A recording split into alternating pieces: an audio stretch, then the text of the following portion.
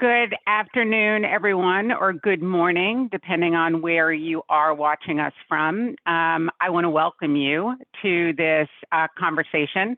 As Jermaine mentioned, my name is Patty Favreau. I'm the Chief Communications Officer at the Church Pension Group. I've actually been at CPG for 13 plus years. And in the entire time I've been here, long before I joined CPG, we have been producing annually an annual report.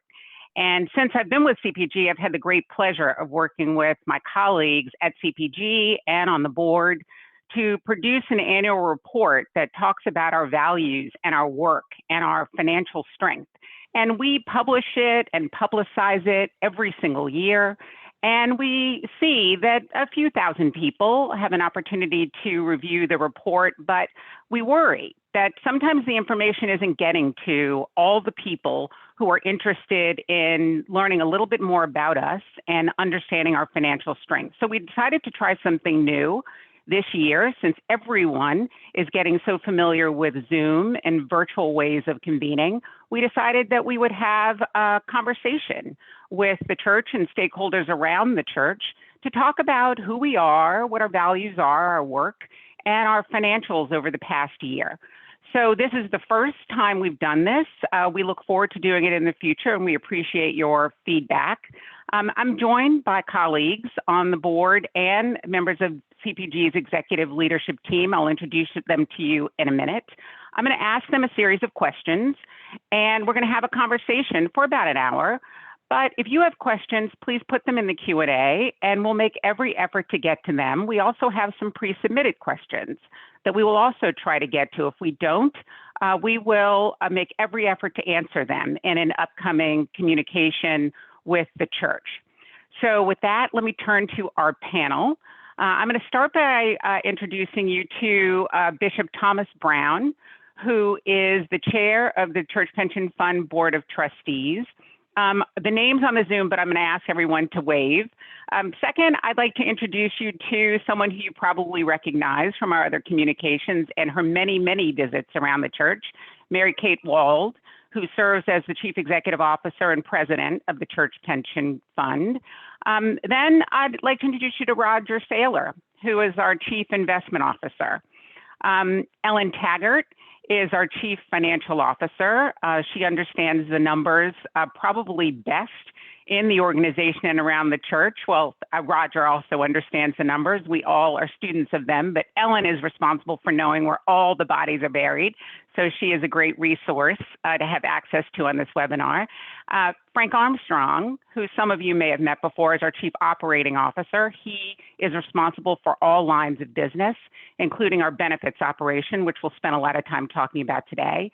And last, but certainly not least, is Clayton Crowley, who is our Chief Church Relations Officer. And we are going to ask Clayton to start us with prayer. Thank you, Patty. So even as we report on the work of the Church Pension Group over the past year, it's good to remember that as Christians, all our work is sanctified by God and his son, Jesus. While our particular call within the church is one of stewardship and safeguarding while working within the bounds of our charter, we are keenly aware that our efforts are part of a greater work towards the stewardship of all creation. So from the Book of Common Prayer, a prayer for commerce and industry. God be with you. And also with you. Almighty God, whose Son, Jesus Christ, in his earthly life shared our toil and hallowed our labor. Be present with your people where they work. Make those who carry on the industries and commerce of this land responsive to your will, and give to us all a pride in what we do and a just return for our labor. Through Jesus Christ our Lord, who lives and reigns with you in the unity of the Holy Spirit, one God, now and forever. Amen.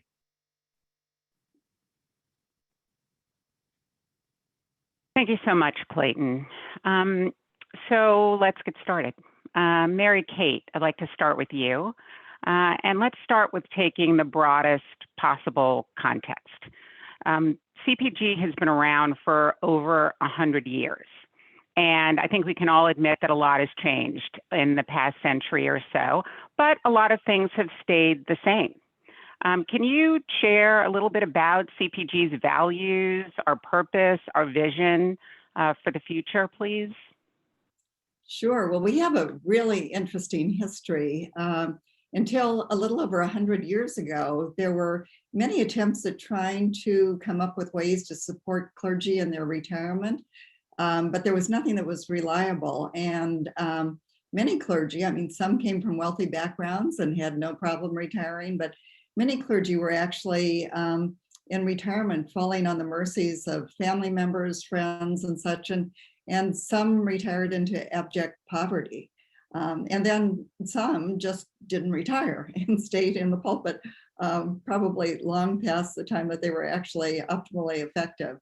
So Bishop William Lawrence of Massachusetts advocated for a mandatory pension plan for clergy, so the clergy wouldn't have to negotiate with their parishes or put their hand out for contributions from family and friends, but would have a secure retirement. So he traveled around the country, engaged some financiers in the Episcopal Church, including J.P. Morgan and others who cared a lot about the church, but basically canvassed the country and tried to raise $5 million to start a pension fund. Ultimately, about 40,000 loyal Episcopalians contributed $8.5 million, so well beyond what was sought at the time. And so that was the beginning of the pension fund. And if you're interested in it, there's a book called Outlasting Marble and Brass. It might be a good bedtime reading if you have trouble falling asleep, but it's rich with a lot of interesting historical facts. About a year after our founding, we were given the Church Hymnal Corporation, which became Church Publishing. So it's been very much part of our fabric. That was intended to be a lucrative asset for the pension fund. Obviously, no one foresaw the troubles that the whole publishing industry would have back in 1918 when that transaction occurred. And then about in the 40s, we were given basically the property and casualty insurance company. So have been since that time, that would be 80 years, I guess, running a property and casualty business for the Episcopal Church. Then many, many years later, General Convention asked us to provide medical benefits to clergy and lay employees and to implement a retirement plan for our lay employees, which was a wonderful development. So what has stayed the same? Our founders envisioned very disciplined management, disciplined stewardship of assets, and of course, a very long-term perspective that we have to look ahead many decades because a lot of people are relying on us for their care and security. Thank you. So a lot has stayed the same. Our commitment to serving the church has stayed the same, even as the world around us has changed and our priorities have changed in any given year. Every year, as I said in my opening, we publish this annual report, and we're not legally required to do it, but we do it all the same. Can you talk about why we think it's important to publish an annual report to the church every year? Thanks, Patty. We think it's absolutely paramount that our clients and the church more broadly understand how we work and how we steward the assets that they struggle to provide for us, to provide secure retirements and other benefits to clergy and lay employees. So having that kind of transparency and openness has always been very important to us and continues to be. An annual report is very dense. I hope you all look at it, but I know it's a lot of financials, it's a lot of information, it's stories about our people, our clients. In the last few years, thanks to Patty and our team, we've tried to make it much more engaging with videos and interviews and such, and then had the idea of harnessing some of what we've learned about Zoom today to be able to have this webinar. So hopefully this also will have the benefit of making our annual report more accessible to people and more understandable, and also gives us an opportunity to interact and answer questions that might arise as you hear the information. And of course, I have to say this is not the only means of communication we have. Our website has a wealth of information. We have regular newsletters.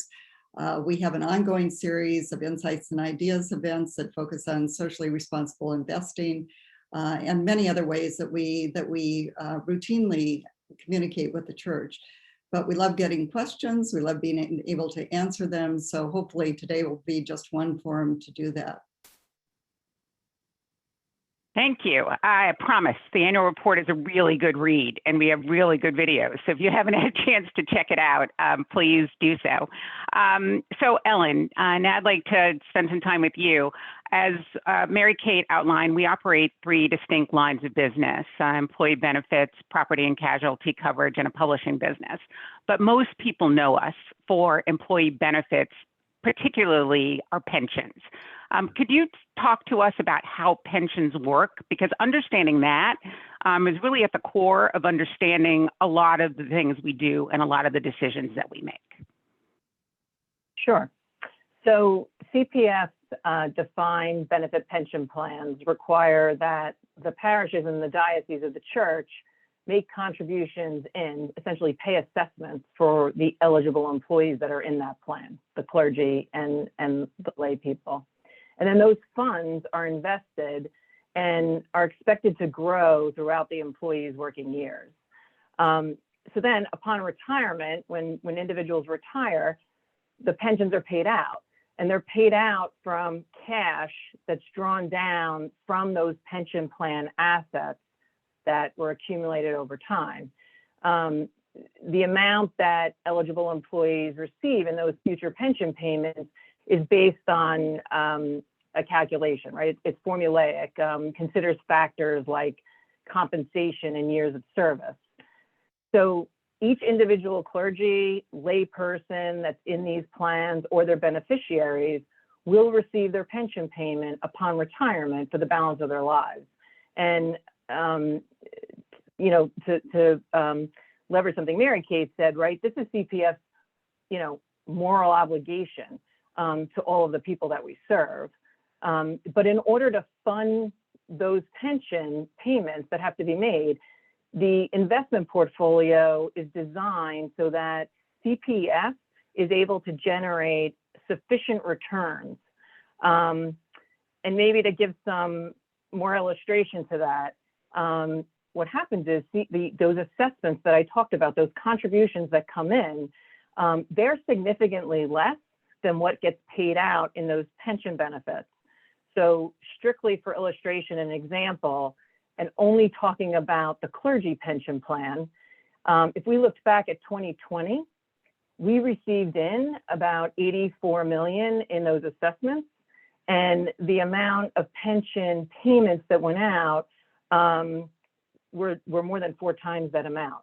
So that significant difference between what comes in and what goes out in the future has to be funded by the returns on the investment portfolio.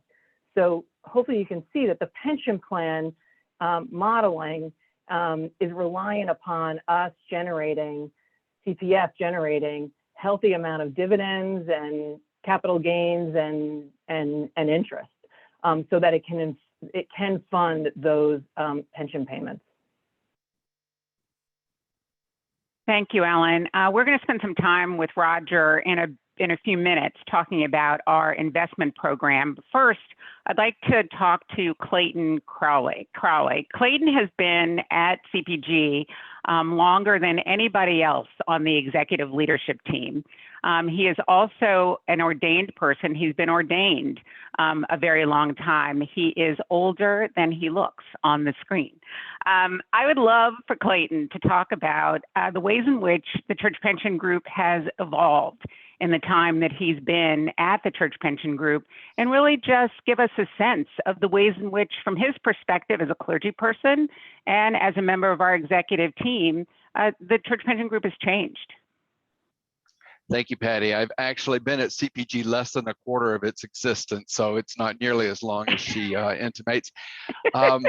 So I want to talk about coming into the pension fund, one of the things that I had this idea of how do we meet the needs of the church as it had evolved when I came in. And I'm so proud of the pension plan revision that rolled out in 2018. Took us over 4 years to do that work.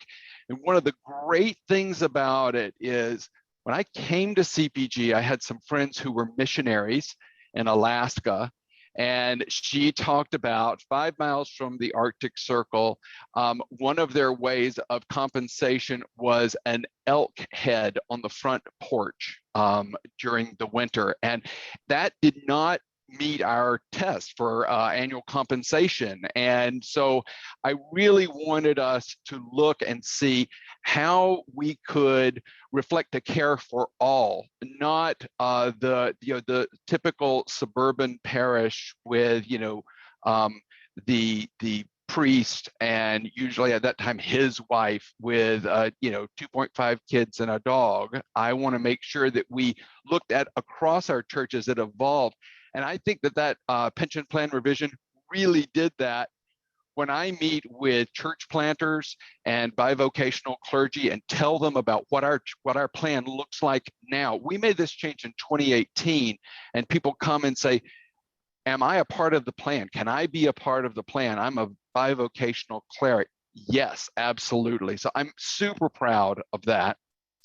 The other thing that I would call attention to is Presiding Bishop Curry did a recent statement about, he said, what does it look like to become a church that looks and acts like Jesus? There were 3 no longers in that statement.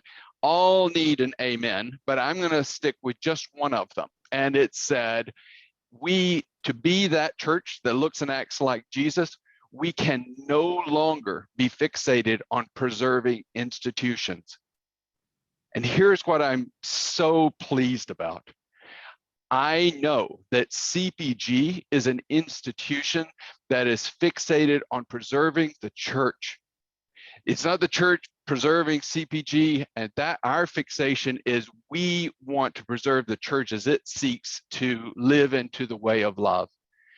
That's our calling. We have 104 years of clarity about that, and it makes me so proud to be a part of CPG and to carry out my ministry in this place. That's my answer on how we've evolved and how we're meeting the evolving needs of the church. Patty. Thank you so much, Father Crowley. Look at Clayton taking us to church this afternoon. It's one of the many reasons that it is such a pleasure to work at the Church Pension Group and to work on behalf of the entire Episcopal Church. We've been talking a lot about what we do for clergy and the clergy pension plan. We also do a great deal for lay employees in terms of lay employee pensions. Frank's going to talk about that a little bit later, but staying on this topic of the defined benefit plans and the clergy pension plan, which is pretty much core to who we are as an organization and our founding. I'd like to now turn to Roger Saylor, who's our Chief Investment Officer, as I mentioned previously. Ellen has shared with us how important strong investment performance is to our financial sustainability, our ability to keep our promises, our ability to administer the organization and benefits in the ways that we do. But there is obviously some inherent risk in that. Can you talk about how your team looks at that risk, manages that risk for us? We can't hear you, Roger. You are muted. My apology. So as was mentioned, the investment group focuses on generating reasonable enough returns so that we have enough money to pay these long-term financial benefits that we have outstanding to all the beneficiaries. And to do that requires taking some investment risk. I mean, you might argue, well, why take any risk at all? Well, the reason is because if we don't take some risks, the returns we're going to earn are going to be too low to meet those requirements. So we have to take some risks in our investment portfolio to actually earn the returns that are required. So a couple of ways that we mitigate that risk that I'll mention here. One is, and the first one I'll mention is selecting the best investment managers we can find And the second one, which I'll talk a little bit about, is diversifying the portfolio very, very broadly. On the first of those, in terms of hiring outside managers, you may be aware, you may not, that our role here is to hire outside external investment managers. They manage all the assets. They make the individual investment decisions, such as buying this security versus buying that security. Our role here is really to manage the overall asset allocation and to pick those investment managers externally to whom we give money to manage for us. Now, we're very careful about that process of hiring those managers, and obviously we want to hire the best ones that we can find. And we have a very thorough due diligence process that we use to go through that process. And in that due diligence process, we focus on a variety of different things, such as the people in the firm, what their experience is and what they specifically are going to be doing for us, how many people they have, do they have the right staffing model, et cetera. We also look at in depth at their investment process. How do they make investment decisions? We also look at their investment philosophy. How do they think they can add value to a portfolio? We spend a lot of time on the expected returns that we think we're good, and importantly, in the expected risk and the overall investment strategy that we're hiring them for and evaluating that. Does it really make sense or not? So in that whole process, we strive to hire the best investment managers we can, who will in fact provide these returns that we're looking for, but also worry about the downside risk that Patty asked about. And so part of their role is to manage the downside risk in their portions of the portfolio, and thereby helping us manage the downside risk of the overall portfolio. The second thing I'll mention to kind of mitigate the risk is diversification. Obviously, we don't want to put all of our eggs in one basket, as the cliche goes. But in our context, the first thing we do is we diversify very broadly across asset classes. So for example, we invest in common stocks in the United States and around the world. We invest in fixed income around the world. We have private investments in real estate and in private equity and in hedge funds. So a very broad array of asset classes that we use to diversify the portfolio. And the idea there basically is that if one of those asset classes underperforms a little bit, then hopefully another one will outperform that same time period. So it helps to even out the returns in the overall portfolio. Similarly, we diversify further across different types of strategies and investment managers I mentioned, and also by geography. Geography is an important one. We invest all around the globe in our portfolio, and that gives us additional level of diversification as well. So to summarize that, our prime objective here is to earn the returns that are required to make the benefit payments for decades and decades into the future. But as Patty asked about on the risk side, we can do certain things to mitigate the risks that we incur in managing the overall portfolio. But admittedly, there's going to be some risks in the portfolio that remain. If the overall financial markets around the world drop, our portfolio is no likelihood going to drop as well to some degree. But hopefully it will fall less than you might think because of these factors that I just discussed. So that's an excellent segue to my next question, Roger. So your team, all of us really, but you do a lot of this work in the investment area. You're constantly looking at what's happening right now in the market and with the assets that we have at our disposal, and asking ourselves, how do we know we're going to have enough money in the future to keep our promises and pay benefits? Like, what is it that we do to understand that, given the financial outlook today, how are we confident that we're going to have enough money to keep our promises in the future? Right. So one of the key things we do annually is we conduct a stress test on the portfolio and on the pension system, I would say, to make sure that we have a good look at do we have enough money going forward. So let me talk a little bit about that. And the key question there is there enough money? That's what it really comes down to. There's actually a close parallel in personal finance, right? As individuals, we all sometimes think about what our incomes are and what our expenses are, whether it's for transportation or grocery bills or utility bills and mortgage payments, et cetera, right? And so if you think about that at a personal level, it's not that dissimilar from what we do in looking at the overall pension plan. And it's also good as an individual level to have some money set aside for contingencies, kind of like a rainy day fund, if you will.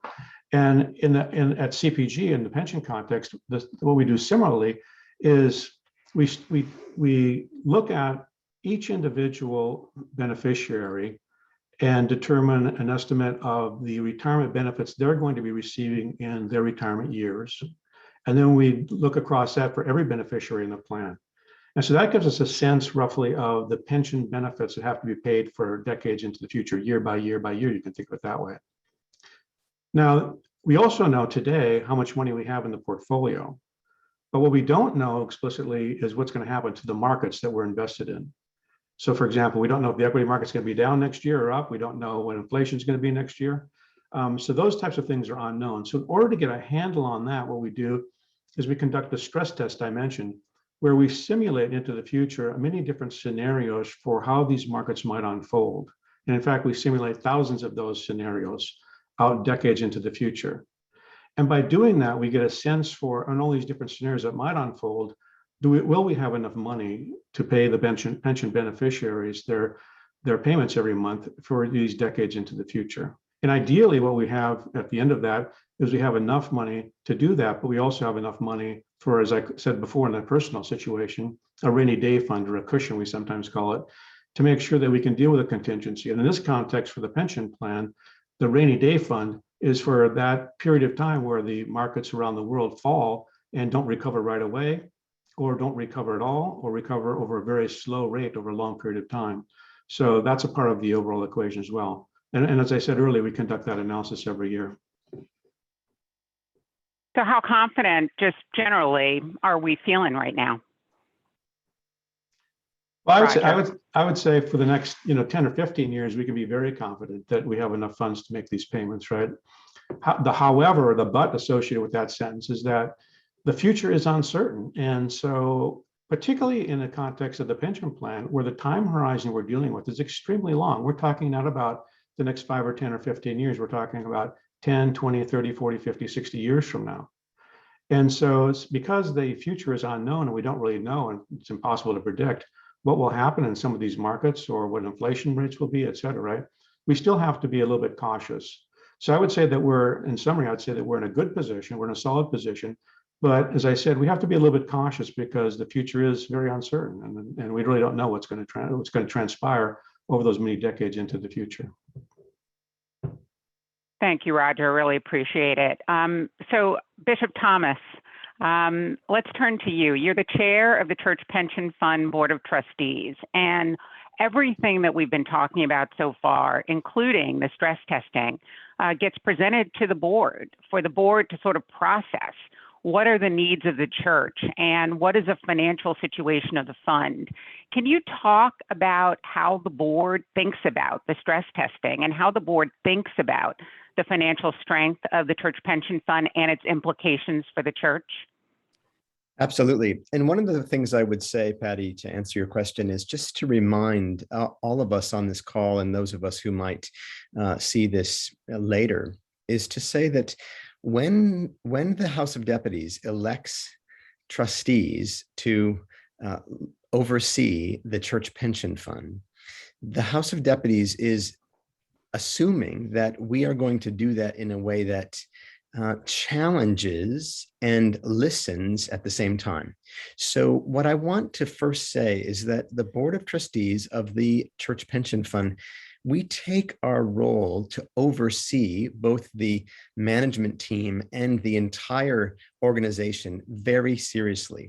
And that means sometimes learning, and it sometimes and often means speaking. And so I think everybody else on the call here, those who work with and for Mary Kate, can attest that the board is seriously engaged and aware of the things that we need to do to oversee this fund. And that means, just tell you a quick story.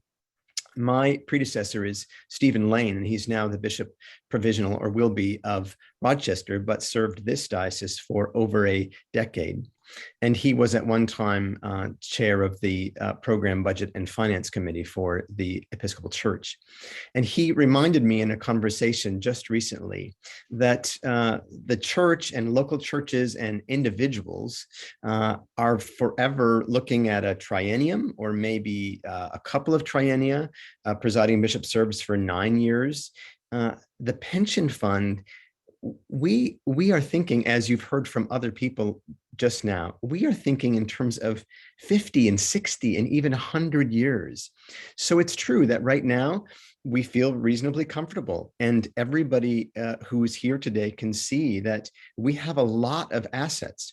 We also know that the church is changing, that there are more and more churches that have less than full-time compensated clergy, and we know that the market can change in a drop of a hat. So I would say to folk who are here today, just be aware that everybody whom you have elected to serve on this board is very clear that we are ultimately here to serve you and others who will come after you. Thank you, Thomas. And, as Chief Communications Officer of the Pension Fund, I want to thank you and other members of the board, some of whom I know are participating in this webinar, for doing some of the talking that you talked about before, because it became crystal clear to me and others on the executive leadership team a few years ago that we had not done a very good job talking about our approach to socially responsible investing. We had been committed to SRI for a very long time, but we just had not done a good job talking about how we think about it, what we're doing about it. And the board called us to task for that and asked me to work with Mary Kate and Roger and others to do a much better job of being present around the church, talking about the ways in which we were engaged with socially responsible investing. And sometimes when you're in your office doing your work, you forget the bigger picture. And so I want to thank the board. That's just one example of some of the talking that you are talking about and how active the board is in helping us do the best work and the best communicating around the church. So thank you for raising that, and thank you for that. Frank, our Chief Operating Officer, now it's your turn. As Thomas just shared, the board feels comfortable about our financial outlook. Roger feels confident, which is saying a lot, if you know Roger, about our financial outlook, which means we have the freedom and flexibility to do the work we're called to do within our values. We have 3 core values. They are compassion, professionalism, trustworthiness. Hopefully those of you around the church have experienced all of those. And we have a pretty strong purpose and vision. Since you lead all 3 lines of our business, can you talk about what those values mean to you and your teams, and give us some examples of them at work for the church? Well, thanks, Patty. I certainly can, but I thought you were going to tell everybody that I'm an actuary. So, you hear, I heard all this, Ellen knows numbers, Roger knows numbers, I know numbers too. But let me back to core values. When I think of core values, they're the backbone of how we go about serving clergy and lay employees of the Episcopal Church. So, they influence the way we think, so our annual strategic planning, and they influence how we handle our daily interactions.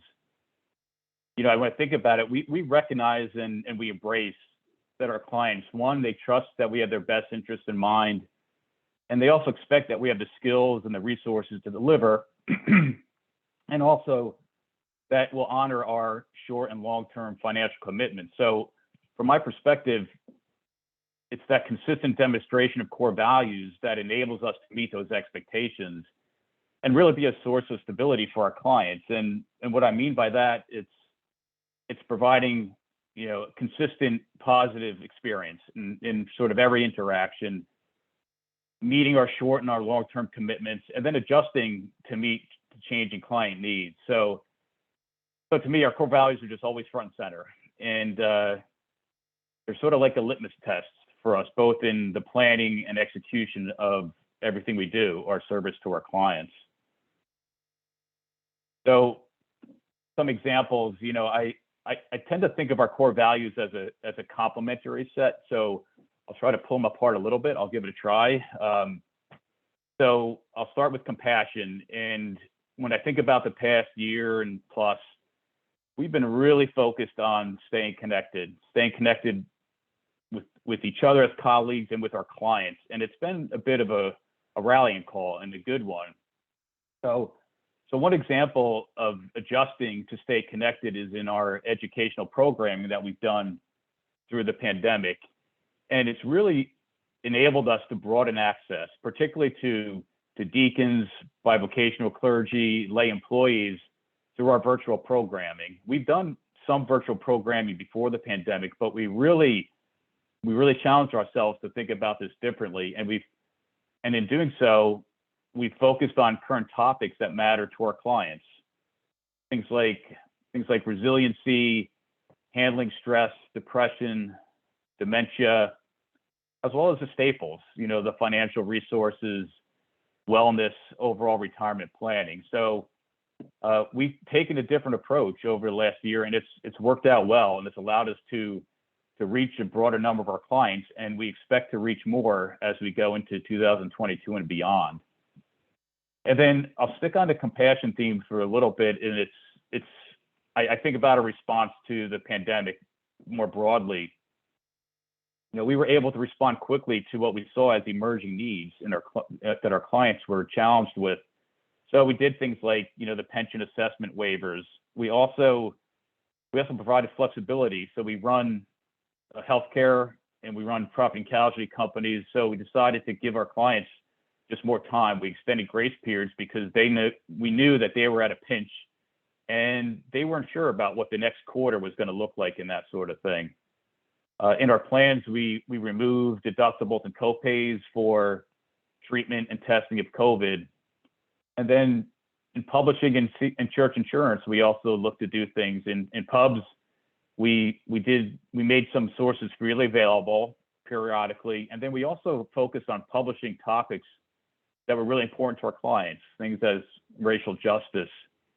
And church insurance really helped provide some guidance to our clients in terms of what it would mean to return to safe buildings. So that's what I think about when I think about compassion. And over the last 12 plus months, when I think about flexing professionalism, I think about our somewhat recent decision to move to group Medicare Advantage plans. And I'll share a little bit about our thinking. So we use a value cost lens in all our decision making, small and big things. And what I mean by that is we first think about, well, what benefits do we expect to realize? How will this improve what we do for our clients, both in the products and programs we offer, and then operationally, how effective and efficient we are, how easy it is to do business with us, and then when should we realize those benefits? Once we kind of lay that out there, we think about the associated costs and the intensity of effort to deliver accordingly. And we use this same thinking when we were reviewing group Medicare Advantage. It's been a study for some time for us. The group Medicare Advantage is not new in the industry, and we purposely didn't want to be a leader in that. We wanted to see how things went, and we wanted the market to mature, which it has now. So applying that same value cost lens, it was time for us to seize opportunities to really provide increased value to our retiree healthcare options. We're able to not only enhance benefits, but also just provide more tools, better tools and resources to help our retirees and their dependents navigate the complex nature of healthcare. And also we expect that it will improve clinical outcomes for them. And all this at a materially lower cost. So it really is one of those too good to be true stories, a sort of win-win. And with that lens of cost value, that was something that we felt the need to strike on that. Now, we also recognize this is big change. It's material change, and we've started a robust communication education program earlier this summer, and we're going to continue to do that through implementation and well into 2022. And then and trustworthiness. So trustworthiness, when I think about that, I guess I go to our day jobs, and I think about over the past 12 plus months, continue to do our day jobs very well. And that's things like our outreach, our ongoing outreach, having effective two-way communication. So listening, sharing information, and then acting on what we hear. And that gets into keeping our promises. So paying claims, whether they're medical claims, dental claims, property and casualty claims, it's not only paying them, but how we do it, the handling of damage caused by natural disasters, the recent hurricanes, floods, and fires, and simply just timely delivery of pension checks and providing liturgical and worship resources that are necessary for ministry for our clients. So So these are some things I think about in terms of what we've done over the past 12 months, and again, how our core values really do influence the planning and execution of that work. Thank you, Frank. We get a lot of questions about care for lay employees. And so, and we got a lot of questions in advance of this webinar on this topic. And so, Mary Kate and Frank, I would love it if you could speak to what we do for lay employees. Our vision is really about providing the highest possible level of financial security and retirement for our clients. And at CPG, our clients include not only clergy, but also eligible lay employees of the Episcopal Church. And we have done a great deal of work, and I would love it if Mary Kate and Frank could just talk about some of the ways that we support lay employees on the path to retirement. Let's start with maybe Frank, and then we can go to Mary Kate. Sure, Patty. I mean, so a couple of statistics. We have considerably more number of lay employees in our plans than clergy. So that's just a fact. But in all of our pension plans, our medical plans, so lay employees are always front and center, in my mind. But it's also something that kind of keeps me up at night a little bit too, in terms of really balancing the cost, the affordability of things in that. But we study our the lay plans a lot, and on the lay DC option, we benchmark, and the savings rates are high to comparable organizations. So we feel really good about that. But we also hear there's need to do more, there's need to do things differently. So we think about that a lot, and we'll continue to do so. It's not an easy challenge, but it's something that we will continue to tackle. And then we do other things. I mentioned earlier about just broadening our access. We have a wealth of information on our learning center, at cpg.org, and we've made those resources available, sort of moved them in front of our firewall per se, so that all clients can have access to them. So it's a lot of information about financial planning, things like budgeting, investment, estate planning, taxes, health information. And there's also e-learning courses on there. So if you want to get into some of the learning sessions of finance and health courses and modules, we have them out there. We have recorded webinars about some of the things I mentioned. We've done things on resilience, dementia. We have a specific Deacons webinar on there, and then different podcasts. So all these tools that in the past have been available to a smaller subset of our clients, we've moved them all sort of front and center, so that all of our clients can have access to them. Mary Kate, is there anything? Oh, I'm sorry. Sorry about that, Frank. Sorry to cut you off. More to do. It's just this is a complex one, and we're going to continue to think about it. Well, Mary Kate? There's a lot more to do. And when you raised the question, Patty, my mind went immediately to something that I think is a frustration for us at CPG and for the board, but a sense of lack of parity and inequality between clergy and lay and the sorts of benefits they get. So we were very pleased at the last General Convention that we got 2 resolutions directed our way, asking us to conduct some studies. One was to look at equity between clergy and lay compensation and benefits. That report was due 18 months after General Convention. We delivered that to Executive Council over a year ago now. And the second one was a broader resolution that had us look at various demographics, including racial, ethnic, gender, and so on, but also, again, looking at the difference between clergy and lay. And one reason I was really delighted that we got those requests was that in the past, we'd had many people kind of asking why the pension fund was not providing the same benefits for lay as clergy. And the answer to that is that we are given about half the assets. We have maximum 9% assessments for clergy for their for their retirement benefits. 9% of it goes into a defined benefit plan, 5% with additional 4% match if it's a defined contribution plan, compared to 18% for clergy. So when you start out, you see that there just isn't the same amount of contribution from the church to really underwrite these benefits.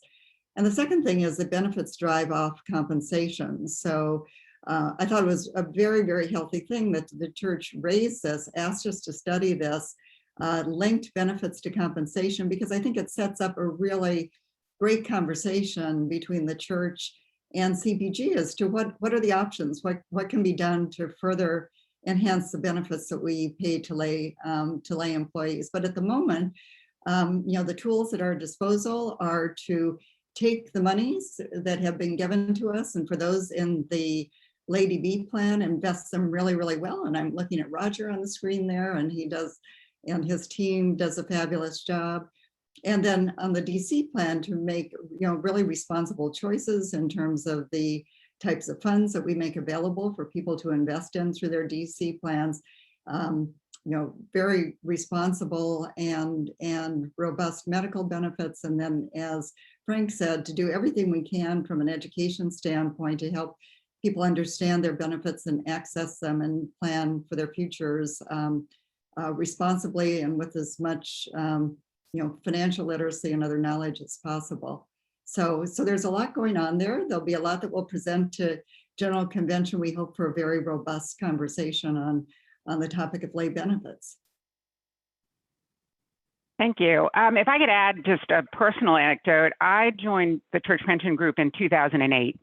And my very first meeting at the Church Pension Group was actually with the members of the Church Pension Fund Board of Trustees. My first meeting, I walked into their meeting. And the thing they were discussing was the denominational health plan and the lay pension system. And it was the day after the markets had crashed.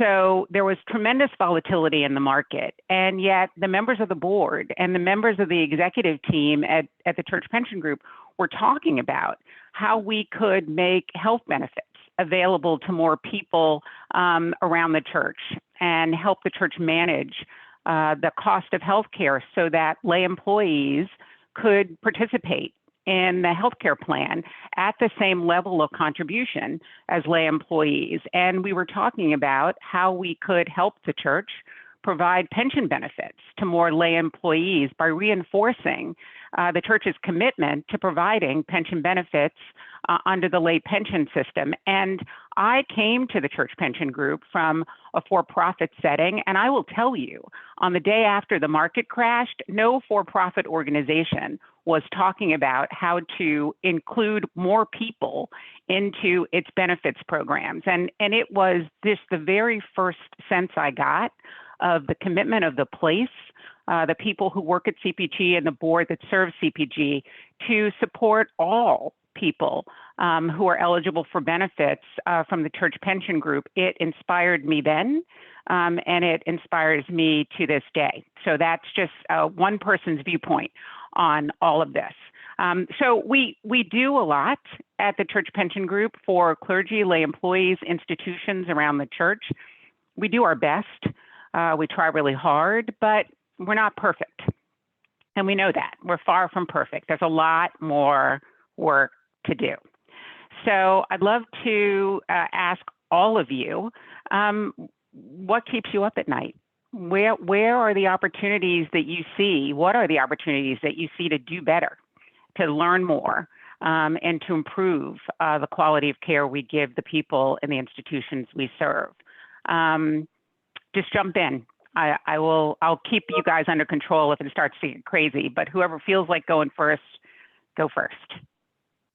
Well, I can, and I'll just say that this conversation about the compensation of lay people and the benefits paid to lay people, especially those in the defined benefit plan, it does keep me awake. And I think that this is something not only that the pension fund is concerned about, but it's something that the whole church also needs to reckon with and address, this matter of justice. And I think it's something that we can do together. I think that the degree to which the whole church and those of us who are trustees of the pension fund can really roll up our sleeves and address this matter of justice and compensation is a great opportunity, even though it does keep me up at night.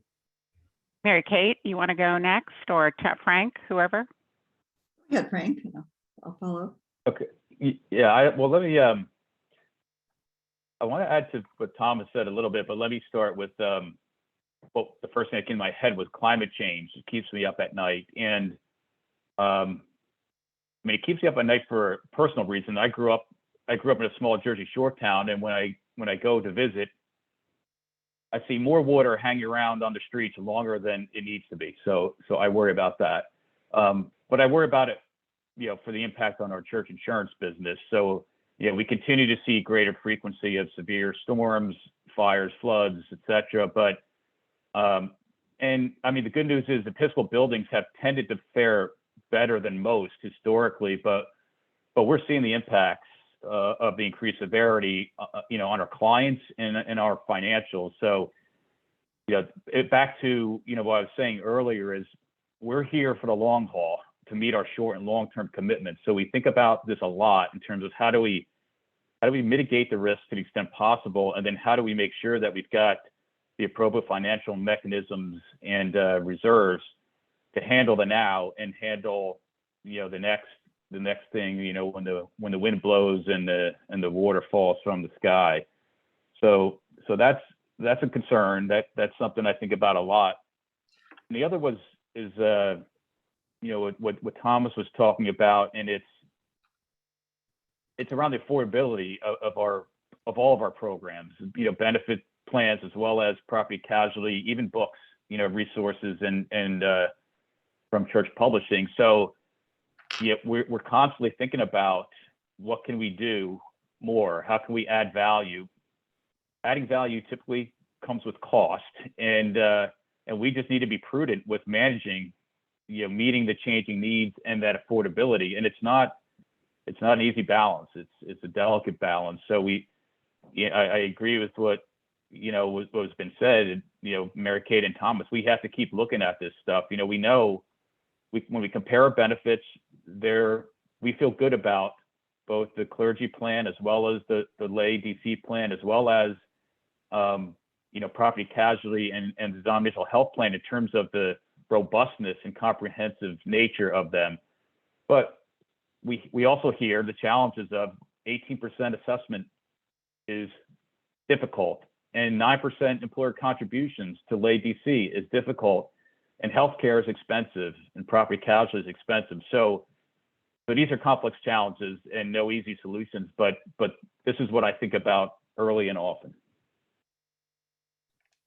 So let me build on that in terms of things that keep me up at night. I think that affordability of benefits is a big one. And I know that there are questions in the Q&A, and we get them all the time about why do we insist on 18%? And I have to say, although I think unilaterally, legally, we could raise or decrease assessments, we would never, and I say this with Thomas there, hopefully nodding from the board perspective. I'm one of 25, but he's the head of the board.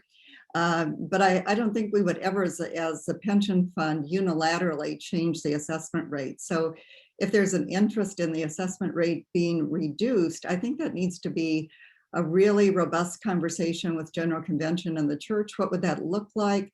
Would a reduction in assessment rate have an impact on benefits? That's something we could study.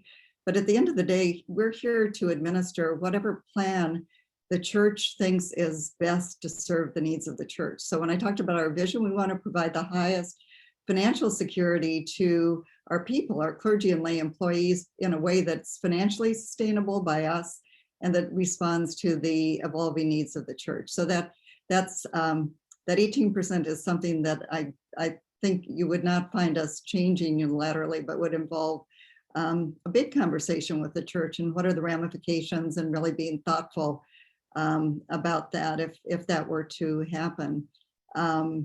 But the other thing I worry about is just what Roger touched on, because we go through an enterprise risk management process. Every year, we identify the most significant risks that face the organization.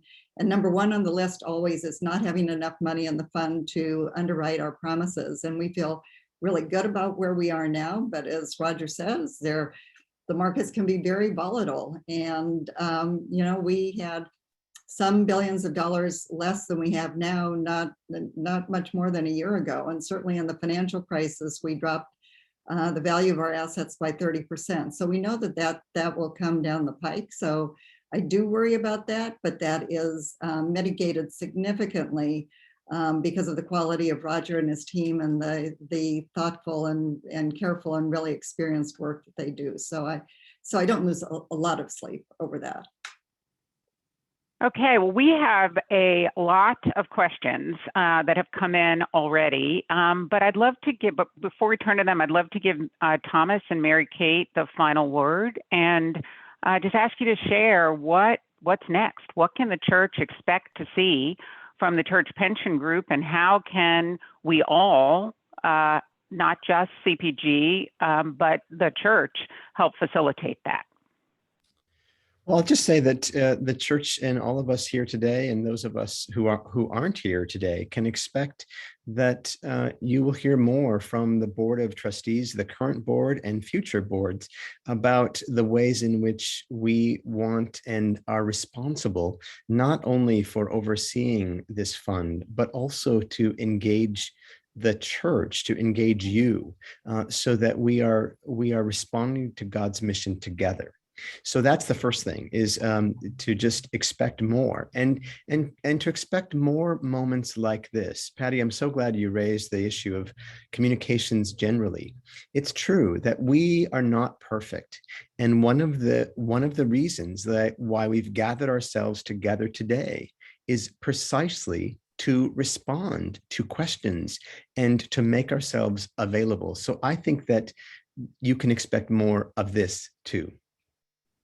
So I would say that you can expect us to continue to be passionate about serving the church. I just wish that I could give you all a window on our office one day to see our people working who are so devoted and so inspired by the fact that they serve the clergy and lay employees of the Episcopal Church. It's heartwarming for me, and I know it would be for you too.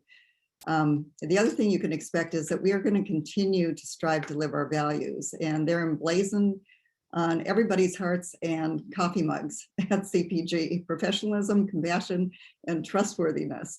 And we mean it. So we hope that basically undergirds everything that we do.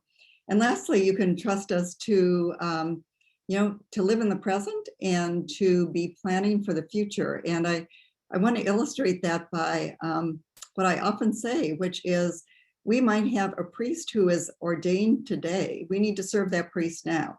Lessons in financial literacy, medical plans, urging them to put money into an RSVB plan. But we have to be there 70 years from now too, because it's really realistic to think that 30-year-old is going to become 100 and maybe drawing down a pension for 30 or 40 years from us. So we live to do well now and be effective and efficient and compassionate and professional and trustworthy. But we also know that we have to think very, very long term, and we're committed to do that too. Well, thank you all. Now I'm going to turn to people's questions. We have a lot of questions in the Q&A, and we also got some pre-submitted questions. Some of the questions that have been asked are quite long. I'm going to do my best to summarize them. But again, just know that we're going to go back and read all the questions. And if there's information that we need to get out to you, generally in broad communications, we will do that. So we have received some questions about the COLA. We make our annual COLA determination in December, but we got questions from people noting that Social Security had just announced a 5.9% cost of living increase and wondering if CPG would be following suit. This is a board decision, so I will ask Bishop Brown to respond to that. And Mary Kate, you can add also whatever you would like to add. Thank you very much, Patty. Our practice has been to follow what it is that the feds have done. One year we actually did more than what the feds did. I can't speak for the board, but I can say that we look forward to making an announcement after our board meeting in just a couple of weeks. Okay, we received a number. Mary Kate, is there anything you would like to add to that before I go to the next question?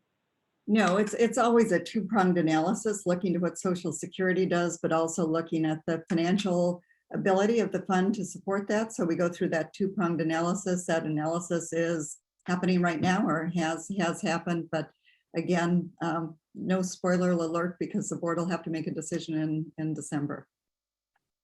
Okay. We received a few questions about environmental stewardship and the call by the presiding bishop and others to be focused on the well-being of the earth. So I'm going to ask Mary Kate, could you talk about how the church pension fund approaches environmental concerns in its investment portfolio? Okay, well, and we do it more broadly beyond the investment portfolio.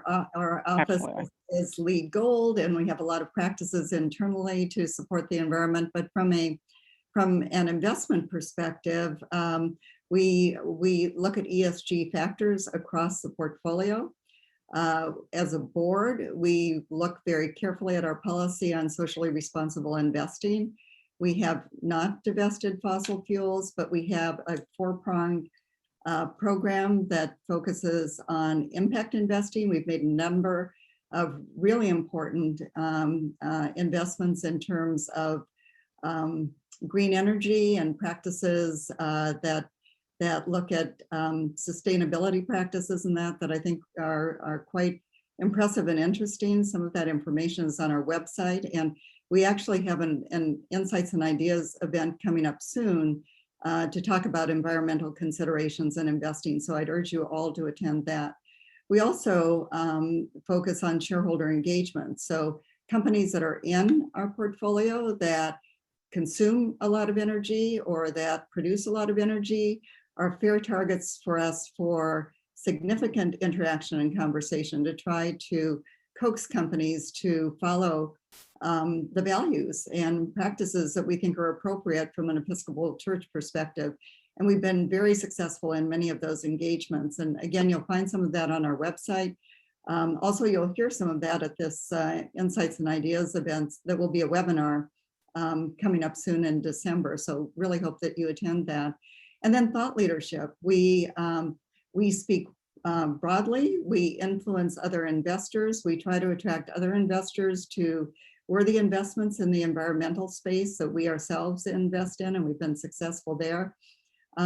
We have seminars for, our initial one was for our real estate managers to bring them together and talk about how they think about the environment and what best practices are. And the feedback from that gathering is that actually putting a spot, where they say put a spotlight on something, it's the best form of iodine, but we've actually heard of emerging best practices coming out of just bringing everybody together to get them to talk about how they view the environment and sustainable practices within their industry. So we have a lot going on. We care passionately about it, and we think we do some really superb work in that space. We have some questions about declining numbers around the church, declining numbers of clergy, and the impact that has on the pension fund and benefits for younger clergy. Could you speak to that? I think I'm going to toss that one to Mary Kate, but if anybody else has anything to add, jump in, please. Sure. You know, we get this question all the time, and the answer is kind of counterintuitive. We get the question of, with a declining number of clergy, is that going to threaten the viability of the pension fund because there are fewer assets coming in? But I think, as Ellen told us, the payouts per clergy person are significantly more than the contributions and the normal earnings on those contributions. So actually, fewer clergy means mathematically a healthier pension fund.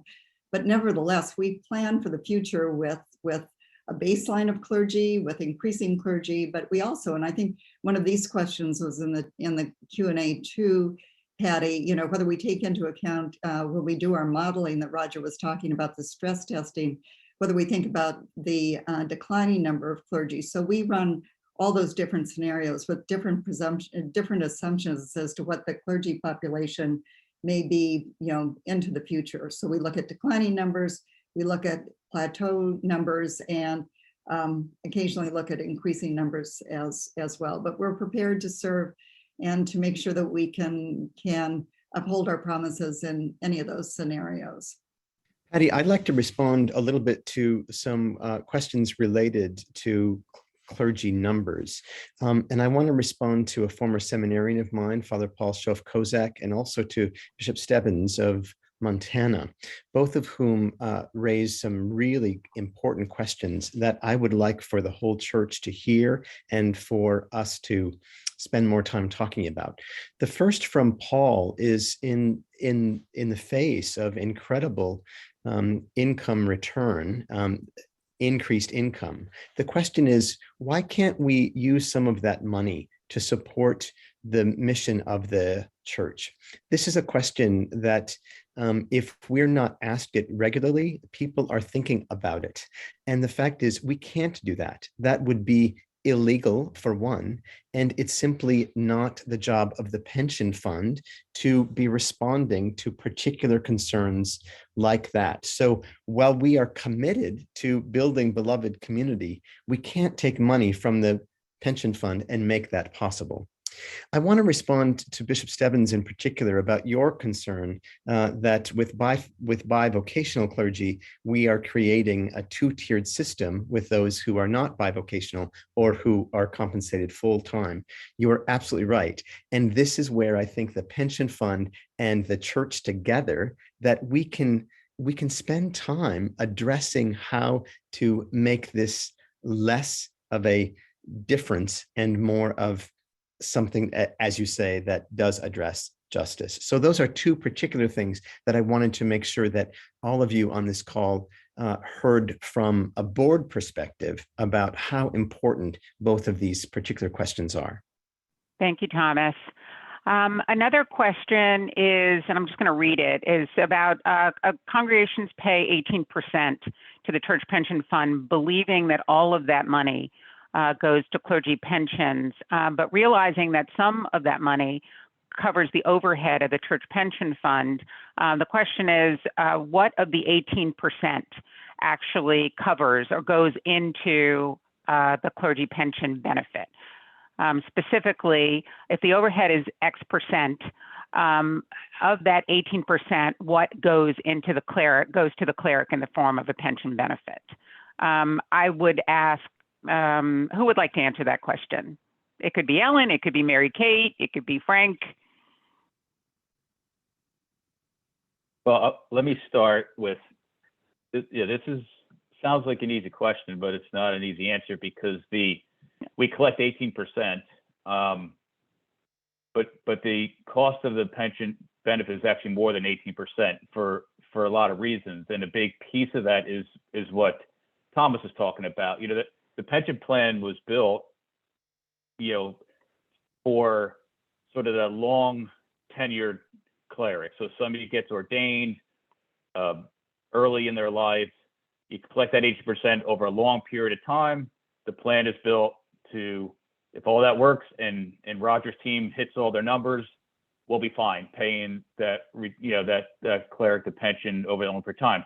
The fact is things have changed a lot, and we have mixes of different ordination ages and coming in later and all that sort of stuff, and some other benefits, the medical benefits, these discretionary benefits, and so the 18% doesn't cover it all. Is the short answer. There is a small piece that we collect that we have to pay, to run the and that's included in the modeling, but it's a small percentage of the overall benefits, but it's greater than 18%. The total cost is greater than 18. Would anyone like to add anything before I go to the next question? Okay. Next question. What are the current assets of CPG? What is acquired by the state of New York? what's necessary to pay current pensions and reserves, and what do we have in addition to reserves, if any? How have the total assets increased over the past 2 years compared to the S&P? Ellen, Roger.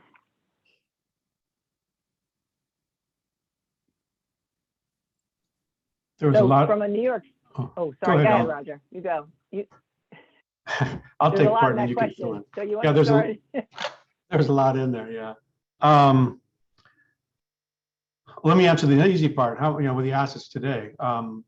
The assets today are approaching $18 billion in total assets, right? So that's kind of the answer to part of that question.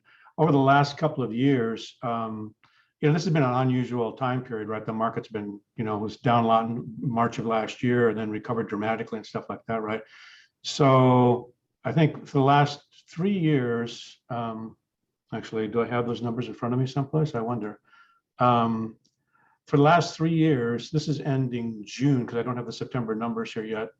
The total portfolio's return, I think, was part of the answer. Was one of the questions, was 13% per year. And I don't know if the question asked for benchmarks now, but we tend to compare that to a portfolio or a benchmark, which is 67% in equities and 33% in fixed income. And that benchmark was up 11.8%. So it's a little bit better than that in terms of the return for the last 3-year number. So that's part of the answers to some of the questions I think that were in that. I can't remember the other ones that I was going to try and go to. No, there was one other one I was going to try and hit. There was a question about requirements under New York law, what we have above and beyond what we need to cover benefits, some of which we've spoken to, but is there anything you'd like to add, Ellen? Yeah, so I was going to say from the New York requirement perspective, right, we file our financial statements and are required to do so with the Department of Financial Services every year. We are required to file those statements that are delivered under U.S. GAAP, and this is not a requirement that we have Ernst & Young as our auditors, but we use Ernst & Young as our auditors to audit those U.S. GAAP financial statements before they are submitted to the Department of Financial Services. And then what else happens is, as a requirement, is that the state comes in and reviews our statements and our operations on a cyclical basis as well. And then we are required to respond to anything that they find or that they recommend for improvements for the church pension fund. So very tactical answer, but that is within our requirements. I don't know if anybody else wants to add anything to that. That hits on the answer to the question. Anyone else? Okay. Someone else has written in that they understand our financial strength and that we're strong and they feel glad about that. But how much is too much? When are we too strong? And we've spoken a little bit to that, but the question has come up again. And so I wonder if others of us would like to speak to that.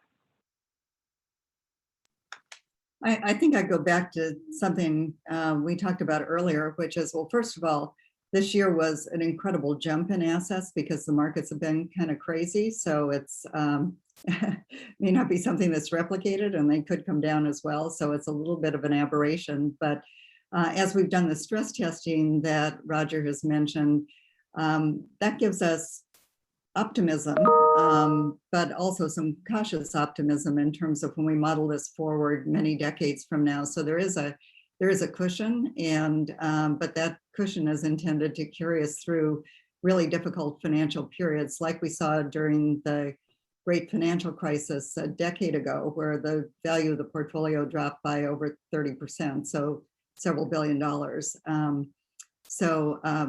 In terms of the affordability, I think it's back to what I was mentioning before and on the 18%. It's really, although I guess technically we could adjust the assessment rate, it's really something that the church has to, it's one of those things, as Thomas was saying, that has to involve a joint conversation between the pension fund and the church. I mean, it's not something that we would do unilaterally without some really serious work with the church. And could the assessment rate be reduced? Of course it could, and then we'd have to model that with all this kind of stress testing that we do and such, and say, well, then do we have to adjust benefits in some way to account for that? So at the end of the day, we're here to serve the church. We have the ability to administer any type of plan at whatever cost the church sees fit, but that's just one area, as there are many, where we in the church have opportunities to work together and have deep and really constructive conversations. Thomas, I don't know if you'd like to add to that. I would say something about particularly this piece around just saying again, and I feel like we're a broken record, but the fact is we have to continue to look way beyond this particular moment. And so, Roger, when you tell us what the value of the fund today is, it's a kind of sticker shock. And I absolutely get that if you're a local treasurer, if you're a local bishop, if you're a lay person, that is a lot of money. We know that there are experts in the financial industries saying to us right now that we might be living in 1928.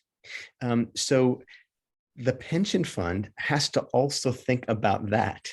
And so I want those of you who are on this call today to hear that we are deeply committed to listening to you and to responding to a changing church, and to be as responsible as we need to be for the next 100 years.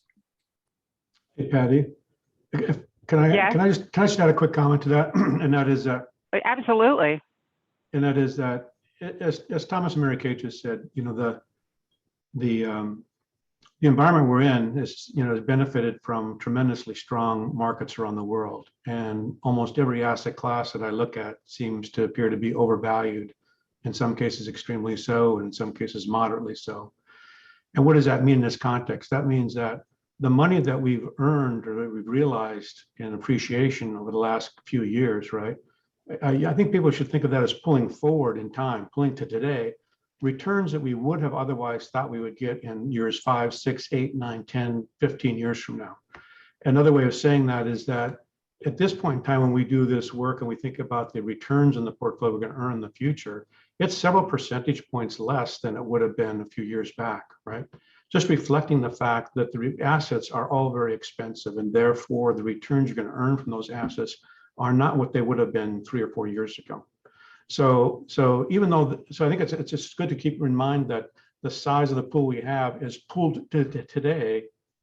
A lot of the gains that we thought previously we were going to earn over the next 10 or 15 years. And so we're going to earn less over the next 10 or 15 years, but we're starting from a bigger base today. And I think that's just a good model to think about. Thank you, Roger. Let's stay with you and Mary Kate. Thomas, join the conversation if you like. We have received a question that the Episcopal Church Tech has divested from certain stocks and bond categories to put pressure on companies in the environmental space. And they asked if CPG has similar screens or mandates in its investment portfolio. Roger, Mary Kate, would you like to respond to that? Sure, I can respond. We do, well, frankly, we do have a tobacco screen, and that's really a historical anomaly that goes way, way, way back. But in more modern times, we have not screened different classes of assets. We're very mindful of the fact that we serve the Episcopal Church, but we also have to abide by our fiduciary responsibilities. And since we have not seen fit to divest various classes of assets or screen assets out, we use our shareholder position very wisely to drive behavior of the companies we invest in. And we think that that's been a really a powerful tool. We belong to the ICCR, which promotes a similar philosophy, and we join with other faith-based groups, including CCSR, as a part of the Executive Council Committee on Corporate Social Responsibility. And so we have lots of allies in faith-based communities that use our cloud with various companies, of course, where we don't own stock. And for instance, there was big success in getting directors on the Exxon board. We weren't part of that because we didn't own Exxon stock, so we couldn't join our voice with those investors. But in other categories we have, and we've had a lot of success. So we actually, as fiduciaries, have not seen our way to do widespread screening or divestment. But at the same time, we think that there's even more power in having a voice as a shareholder in a lot of companies that we seek to influence. Thank you, Mary Kate. I would add to what you said in the emphasis on shareholder engagement. I would also say to folk, I see Father Lynn Knight asking a question about whether the board is going to divest of fossil fuels. I can't speak for future boards, but I can say assuredly right now, I don't believe that this current board would make that kind of action.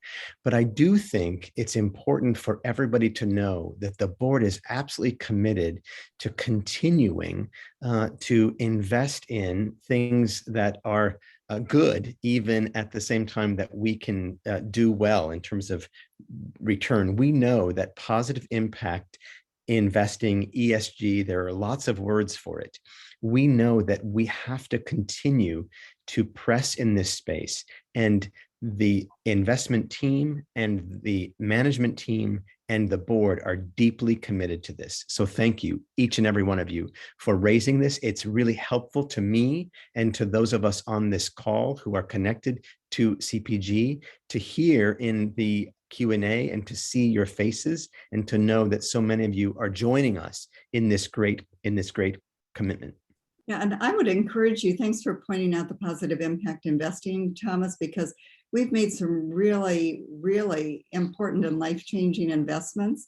And oftentimes, because our team is so good and so devoted to this and committed and willing to roll up their sleeves, a lot of the investments in this space are very small. So they take a disproportionate amount of time to get an investment like this across the line. But for instance, there's one investment we made in a company that basically creates solar panels to be used in villages in emerging economies where people were cooking over kerosene stoves. So dangerous health problem, pollution, and we've been, substituting solar panels. We have attracted others to investments like that, like the Methodist Church and others that we kind of faith-based investors that we hobnob with. So we not only oftentimes are the anchor investor, one of the original investors for some of these companies that are doing really important work, but also attracting people with whom we have a lot of credibility in the investment community. So it's really exciting work. It really changes people's lives. And I'd encourage you to look at our website and definitely, sorry about the advertisement, but come to this Insights and Ideas discussion we're going to have on environmental issues in the upcoming weeks.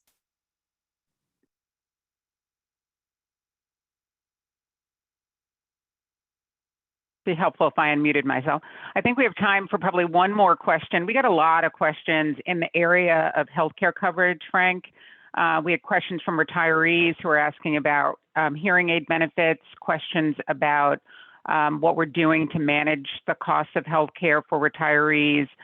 Someone indicated that they'd been hearing about a lower cost option that was coming, but they haven't heard anything since or in a while. Could you talk a little bit about what we're doing in the denominational health plan to reduce the cost of healthcare, and maybe speak more specifically a little bit more about retiree health benefits? Okay, so I'll start with the retiree benefits, and as I mentioned earlier, we made a decision to move to the group Medicare Advantage. That's effective January 1st of 2022, and so when I was looking at some of the Q&As, that's all about what I said.